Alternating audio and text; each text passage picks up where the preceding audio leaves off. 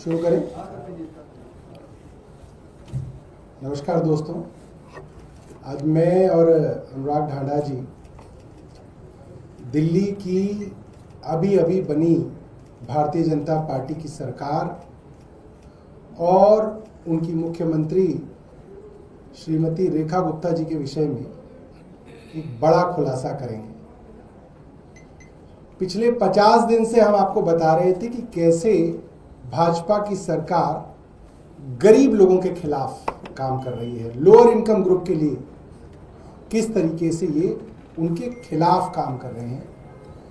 आज हम सबूतों के साथ आपको बताएंगे किस तरीके से दिल्ली की मिडिल क्लास के खिलाफ, मध्यम वर्ग के खिलाफ एक बड़ी साजिश दिल्ली के अंदर की जा रही है। 1 अप्रैल जब से दिल्ली के स्कूल खुले हैं, कई ऐसे बड़े बड़े स्कूल हैं जो दिल्ली के नहीं, भारत के सबसे बड़े स्कूलों में जिनका नाम आता है, उनके स्कूलों के बाहर बच्चों के माँ बाप प्रदर्शन कर रहे हैं। 40 डिग्री सेंटीग्रेड के अंदर प्रदर्शन चल रहा है और भारतीय जनता पार्टी की सरकार नींद में सोई हुई थी। जब से हमने प्रेस वार्ता की है, भारतीय जनता पार्टी को मध्यम वर्ग की थोड़ी सुध हुई है। स्कूलों की फीस बढ़ाने का मुद्दा जब भी आप देखें तो इसमें 2 इंटरेस्ट ग्रुप्स होते हैं। एक स्कूल मैनेजमेंट, बड़े बड़े उद्योगपति, बड़े बड़े बिजनेसमैन जो ये बड़े बड़े स्कूल चलाते हैं, और दूसरा होता है पेरेंट्स, अभिभावक वर्ग, वो माँ बाप जो किसी तरीके से अपने बच्चों की फीस भरते हैं और फीस बढ़ती है तो उनकी जेब पे हमला होता है। जब जब दिल्ली सरकार ने प्राइवेट स्कूलों के ऊपर शिकंजा कसा, फीस की मनमानी को लेके ऑर्डर्स, डायरेक्शंस, एडवाइजरीज निकाली, जांच बिठाई, डिसीजंस हुए, दिल्ली के प्राइवेट स्कूलों की अम्ब्रेला ऑर्गेनाइजेशन, जिसका नाम मैं आपको बताऊं, action committee of unaided private schools, action committee of private unaided schools, जिसका नाम कई जगह यह भी लिखा जाता है action committee of unaided recognized private schools, Delhi high court, Delhi supreme court में के हमारी सरकार के खिलाफ, हमारे सरकार के ऑर्डर्स और सर्कुलर्स के खिलाफ बार बार जाती थी। और दिल्ली हाई कोर्ट के अंदर और सुप्रीम कोर्ट के अंदर ये 2 पक्ष लगातार लड़ रहे थे। एक तरफ दिल्ली सरकार और डायरेक्टरेट ऑफ एजुकेशन था और दूसरी तरफ ये प्राइवेट अनएडेड स्कूल्स की एक्शन कमेटी थी और इसके अध्यक्ष भरत अरोड़ा थे। और ये लड़ाई आप कहीं भी गूगल कर लीजिए, आपको तमाम जगह पे मिल जाएगी। तो एक वर्ग स्कूलों की फीस बढ़ाना चाहता था, एक वर्ग स्कूलों की फीस ना बढ़े चाहता था। अब वो वर्ग जो स्कूलों की फीस बढ़ाना चाहता था, लगातार दिल्ली सरकार और डायरेक्टरेट ऑफ एजुकेशन के खिलाफ अदालतों में लड़ रहा था। उस एक्शन कमेटी के बारे में मैं आपको कुछ चीजें दिखाऊंगा। एक बार लाइट बंद कर दीजिए, एक बार दिखा देते हैं। उस एक्शन कमेटी के अध्यक्ष, जो कि उन्होंने कई जगह अपने आप को लिखा हुआ है प्रेसिडेंट एक्शन कमेटी, ये मैं आपको दिखा रहा हूं। ये वो तमाम हाईकोर्ट के दर्जनों ऐसे मुकदमे हैं जिसके अंदर आप देख सकते हैं directorate of education versus action committee of unaided recognized private schools. ये 2016 का है। अगला दिखाइएगा।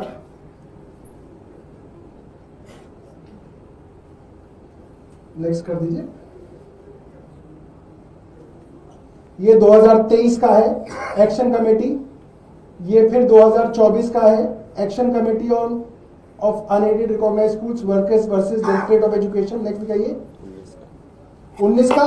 तो तमाम 10 सालों से इस तरीके के मुकदमे हैं। ये एक्शन कमेटी की वेबसाइट है जिसपे आपको वो सब स्कूल मिल जाएंगे, चाहे वो डीपीएस हो, चाहे वो सालवान स्कूल हो, चाहे वो जो भी स्कूल हो, जो स्कूल फीस बढ़ाने के लिए आजकल सुर्खियों में चल रहे हैं, वो सारे स्कूल इस एक्शन कमेटी के मेंबर हैं। सैकड़ों ऐसे स्कूल हैं। अब इस एक्शन कमेटी के जो अध्यक्ष हैं, इनका ये फेसबुक अकाउंट है, आप देख सकते हैं, भरत अरोड़ा, एक मिनट पीछे, भरत अरोड़ा उर्फ Shammi, present action committee unaided recognized private school Delhi.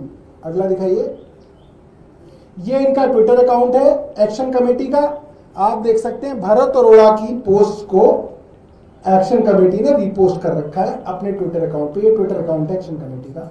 Next चलेंगे, ये इनका भरत अरोड़ा का ट्विटर अकाउंट है जिसपे इन्होंने लिखा हुआ है president action committee of unaided private schools, national chairman किसी और चीज के हैं। अगला करिए, भरत अरोड़ा के ट्विटर अकाउंट पे बीजेपी दिल्ली का पोस्ट है। अगला दिखाइएगा, अगला दिखाइएगा, सपोर्ट कर रहे हैं, वापस जाना, इससे पुराना एक और वापस जाओ, हाँ अब वापस जाओ, वापस जाओ और वापस जाओ, हाँ ये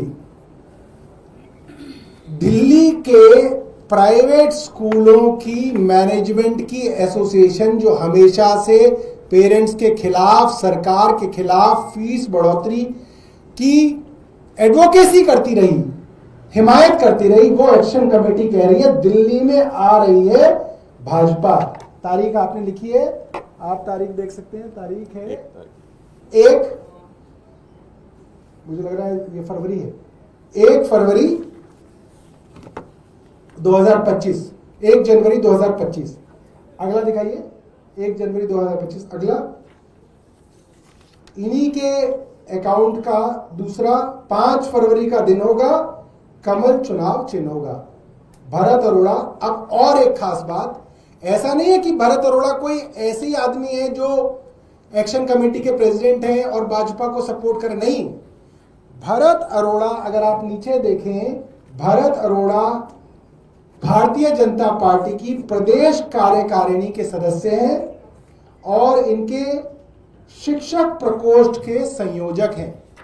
इनकी जो एकेडमिक सेल है भाजपा की, उसके अध्यक्ष हैं भरत अरोड़ा, वो आदमी जिनकी एसोसिएशन फीस बढ़ाने के लिए हर महीने हाई कोर्ट जाती है, जो फीस बढ़ाने के लिए सब कुछ करने के लिए तैयार है। वो चाहते हैं भारतीय जनता पार्टी की सरकार दिल्ली के अंदर बन जाए। नेक्स्ट दिखाइएगा, ये इनका इंस्टाग्राम का अकाउंट है, आप तमाम फोटोज दे सकते हैं, पूरे का पूरा भारतीय जनता पार्टी का एक कार्यकर्ता, एक ऑफिस बेरर की तरह इनका अकाउंट है। ये कल की फोटो है, कल भाजपा का स्थापना दिवस था तो अपनी छत पे भाजपा का झंडा लगा के भरत अरोड़ा की ये फोटो है। ये अब आप देख सकते हैं, इसमें मुख्यमंत्री जो मैंने कहा, भरत अरोड़ा भारतीय जनता पार्टी दिल्ली की मुख्यमंत्री के बेहद करीबी हैं और इनके चुनाव प्रचार के अंदर पूरी तरीके से लगे हुए थे भरत अरोड़ा। ये फोटो जो है, ये इन्होंने इनको कांग्रेचुलेट किया है, मगर ये जो फोटो है ये पुरानी फोटो है, उनके प्रचार के समय की फोटो है, वो मैं आपको दिखाऊंगा। ये फोटो आप देख सकते हैं, इसके अंदर भरत अरोड़ा वहां पे खड़े हुए हैं और ये तमाम भारतीय जनता पार्टी के पदाधिकारी हैं। ये देखिए, झुग्गी प्रवास आयुर्वेदिक कैंप में मंडल प्रधान फला फला के साथ भरत अरोड़ा। ये जो भारतीय जनता पार्टी का जो चुनाव प्रचार था विधानसभा का, उस प्रचार के अंदर एक कार्यक्रम था झुग्गी प्रवास, उसके अंदर झुग्गी प्रवास शालीमार बाग, मुख्यमंत्री रेखा गुप्ता की कॉन्स्टिट्यूएंसी में प्रचार करते हुए शालीमार बाग में भरत अरोड़ा। ये भरत अरोड़ा ने लिखा है कि इनको भारतीय जनता पार्टी ने एक और पोस्ट दी थी प्रदेश चुनाव समिति में, प्रदेश दिल्ली विधानसभा चुनाव 2025, ऊपर करो, ऊपर ले जाओ भाई, ऊपर ऊपर ले जाओ, ऊपर नीचे ले, के लिए प्रदेश चुनाव समिति ने मुझे सामाजिक संपर्क समिति में जिम्मेदारी देने के लिए प्रदेश अध्यक्ष जी का धन्यवाद। 30 नवंबर 2024 की है पोस्ट। नेक्स्ट चलेंगे, ये आप देख सकते हैं 8 दिसंबर 2024 का है, चुनाव प्रचार का समय है। और आप देखिए, एक मिनट पीछे जाओ, रेखा गुप्ता जी आप देख सकते हैं, इनके member of parliament Praveen Khandelwal, पीछे भरत अरोड़ा भारतीय जनता पार्टी के कार्यक्रम में, बीजेपी का पटका उनके गले में, और यहाँ कोने में रेखा गुप्ता जी बैठी हुई हैं। इनके प्रचार की ये फोटो है। नेक्स्ट दिखाइए। ये वो देखिए, वो जो बोर्ड है उसमें लिखा हुआ है प्रत्याशी रेखा गुप्ता, और वहां कोने में जो विक्ट्री का साइन जिन्होंने लगा रखा है हाथ पे और गले में मोदी जी का पटका पहन रखा है, वो भरत अरोड़ा है। ये भरत अरोड़ा जी के इंस्टाग्राम अकाउंट की फोटो है। ये भरत अरोड़ा जी इधर, रेखा गुप्ता जी मुख्यमंत्री और सांसद प्रवीण खंडेलवाल। नेक्स्ट, भरत अरोड़ा जी, रेखा गुप्ता जी। 5 फरवरी का दिन होगा, कमल चुनाव चिन्ह होगा। तो दोस्तों, लाइट्स पूरी तरीके से ये भारतीय जनता पार्टी की मुख्यमंत्री का कॉन्फ्लिक्ट ऑफ इंटरेस्ट है। वो संस्था, वो पार्टी, वो इंटरेस्टेड पार्टी जिसका मूल उद्देश्य ये है कि दिल्ली में किसी तरीके से स्कूलों की फीस बढ़े, वो संस्था और उस संस्था का संयोजक भारतीय जनता पार्टी की मुख्यमंत्री के चुनाव प्रचार के अंदर मौजूद है।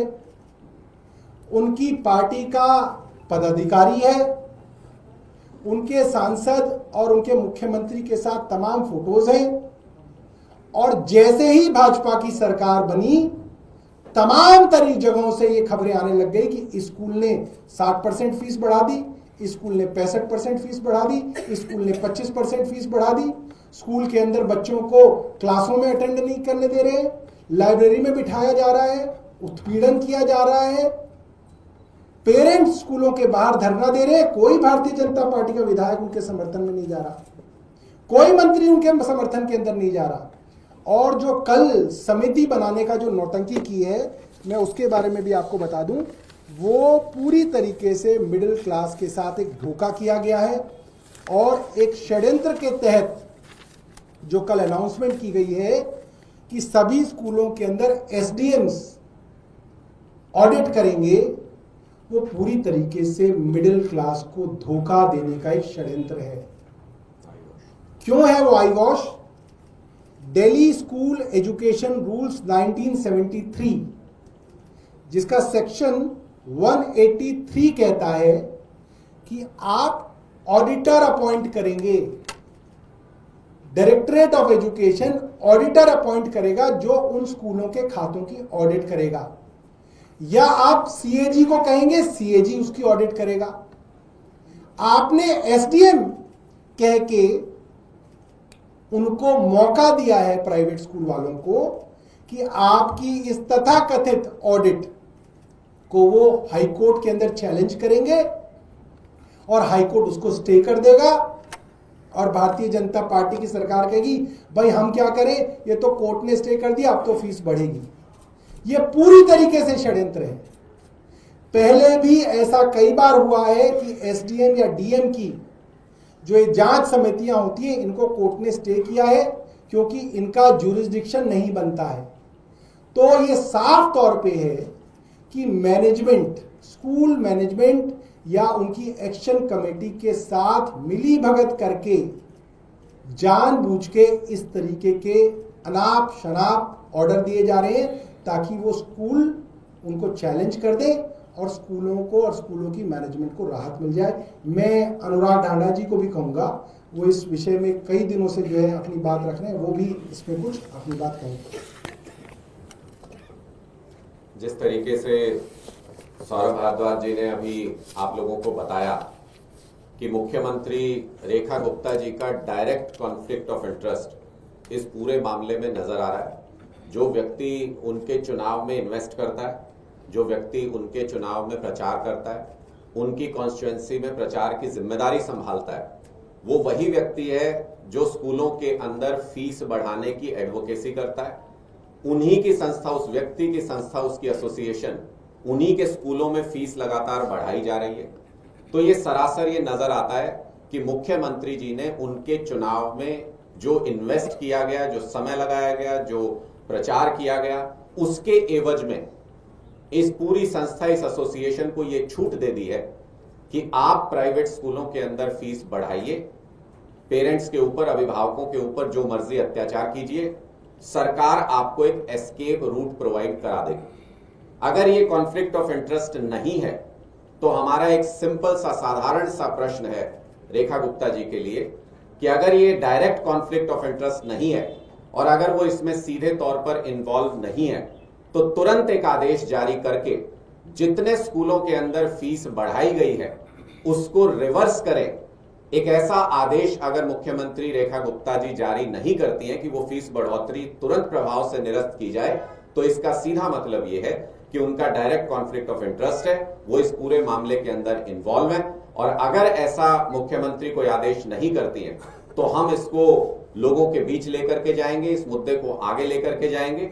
और मुझे ये कहने में कोई गुरेज नहीं कि दिल्ली की मुख्यमंत्री के पद पर उनको रहने का कोई अधिकार नहीं है अगर वो दिल्ली के वोटर्स, दिल्ली के अभिभावकों के ऑपोजिट पार्टी के साथ डायरेक्टली इंटरेस्ट में इन्वॉल्व। आपके कोई प्रश्न था?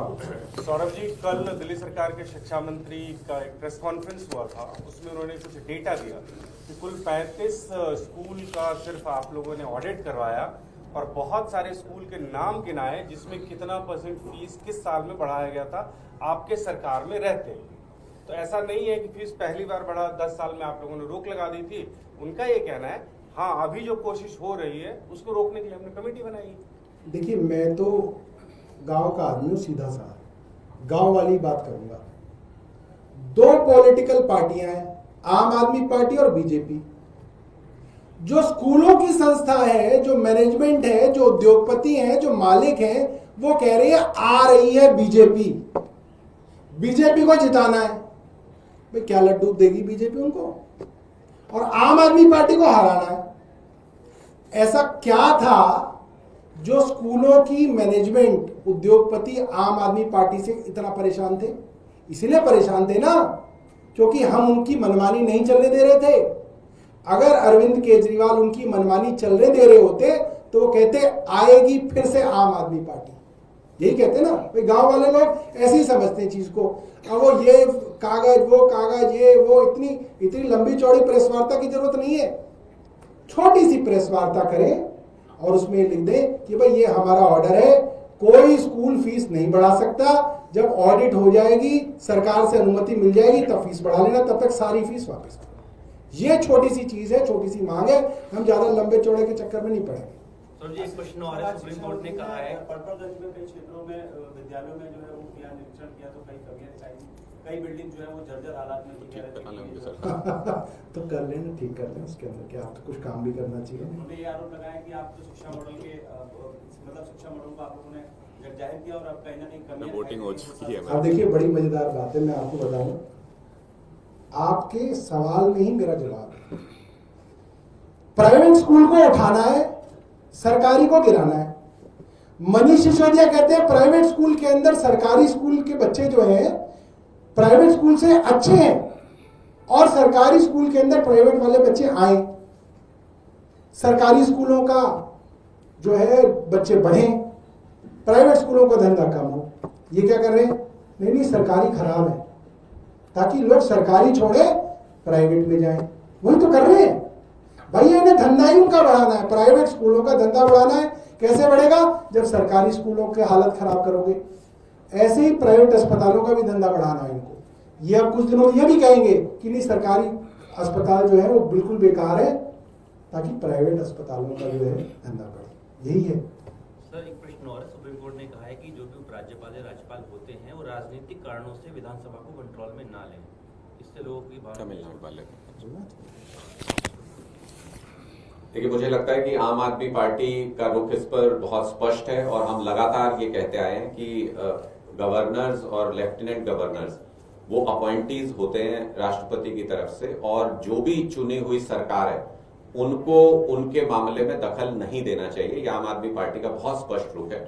अभी भी जो सुप्रीम कोर्ट का फैसला आया है वो साफ तौर पे इसको दर्शाता है और ये भी दर्शाता है कि Bharatiya Janata party supreme court के तमाम फैसलों के बावजूद जो सुप्रीम कोर्ट ने दिल्ली के विषय में भी दिए और बाकी जगहों के विषय में भी दिए, उसके बावजूद भी गवर्नर्स के जरिए और लेफ्टिनेंट गवर्नर्स के जरिए चुनी हुई सरकारों के खिलाफ काम करने की कोशिश भारतीय जनता पार्टी लगातार करती है। भारतीय जनता पार्टी को अगर लोकतंत्र का थोड़ा भी सम्मान उनकी नजर में है तो इस तरीके की गंदी हरकतें, इस तरीके की साजिशें अब रोक देनी चाहिए और लोकतांत्रिक तरीके से चुनी हुई सरकारों को चलने देना चाहिए। से पहले सुप्रीम कोर्ट ने भी कहा कि उत्तर प्रदेश के अंदर जो कानूनी ढांचा है वो पूरी तरीके से धराशायी हो गया।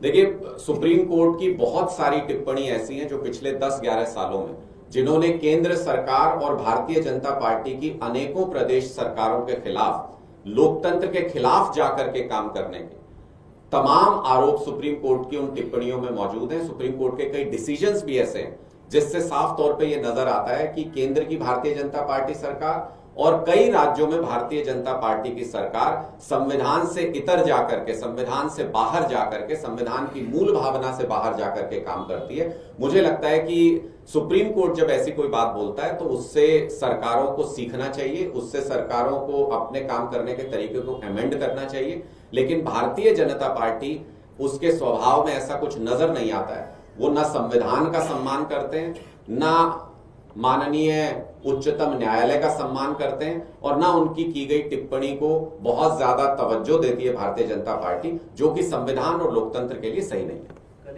सौरभ जी, एक सवाल जो एजुकेशन मिनिस्टर हैं उनकी विजिट से जुड़ा हुआ, मंडावली के एक स्कूल में जहां मनीष सिसोदिया जी की जो कॉन्स्टिट्यूएंसी थी, स्विमिंग पूल का इंस्पेक्शन करते हुए उन्होंने कहा स्ट्रक्चरल फॉल्ट था, करप्शन हुआ, 2.5 करोड़ रुपए की लागत से स्विमिंग पूल बना लेकिन कभी ऑपरेशनल हुआ नहीं, तो इसको लेके विजिलेंस की इंक्वायरी की वो बात कर रहे हैं। नहीं, ऐसा है ना, उस वक्त के डायरेक्टर एजुकेशन को सस्पेंड कर दो। जो भी अधिकारी हैं, जैसे अभी कल आशीष सूद कह रहे थे कि फला स्कूल से जो है पैसे लिए गए, तो जो अधिकारी है उसका नाम लेके उसके ऊपर एक्शन तो ले। कोई एक्शन नहीं ले रहे हैं, सिर्फ जो है मौखिक तौर पे।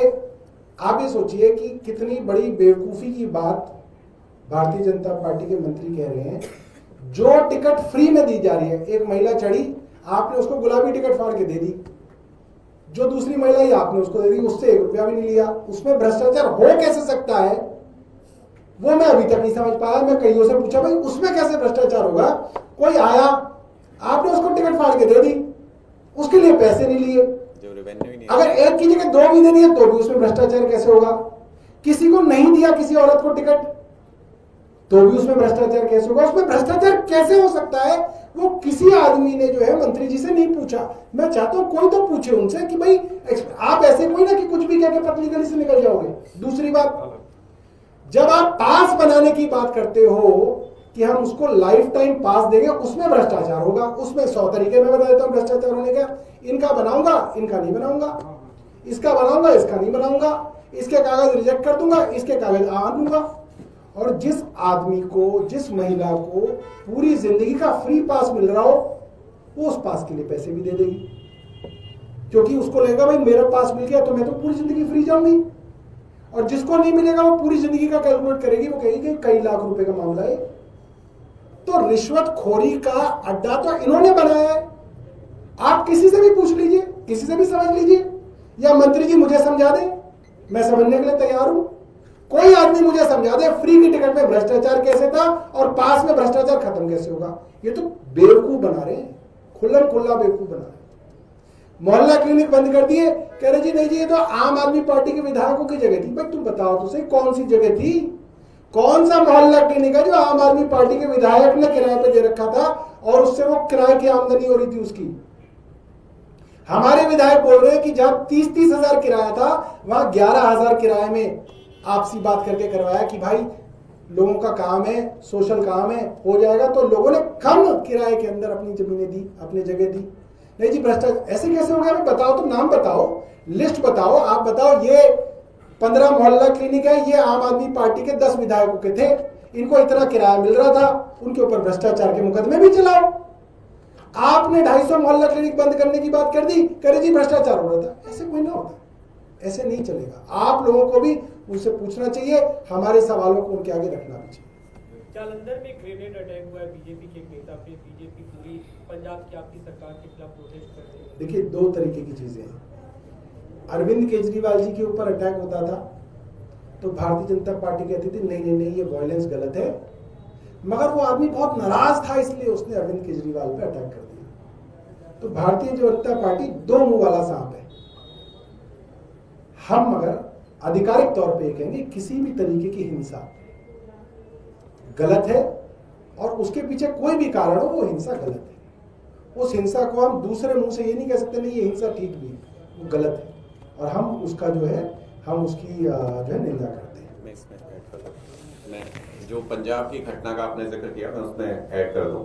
पिछले कुछ दिनों से जिस तरीके से पंजाब के अंदर व्यवस्था को खराब करने की कोशिश कुछ तत्वों के द्वारा की जा रही है, वो इंटेलिजेंस से भी और जो सामान्य तौर पे भी नजर आता है। जो नशे के खिलाफ आम आदमी पार्टी ने एक जबरदस्त अभियान पंजाब के अंदर चलाया हुआ है, उससे हमारे पड़ोसी मुल्क में जो देश को अनस्टेबल करने वाली ताकतें हैं या जो इस तरीके की ताकतें हैं जो स्टेट के खिलाफ काम करती हैं, वो बौखलाई हुई है बुरी तरह से, क्योंकि उससे जो ब्लैक मनी जनरेट होता था, उससे जो पैसा आता था, उसी से ये इस तरीके की गतिविधियों को बढ़ावा देते थे।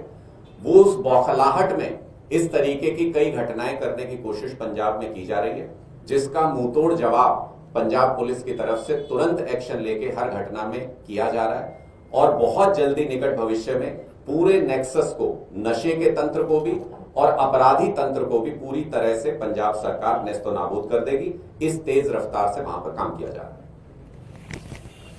Thank you.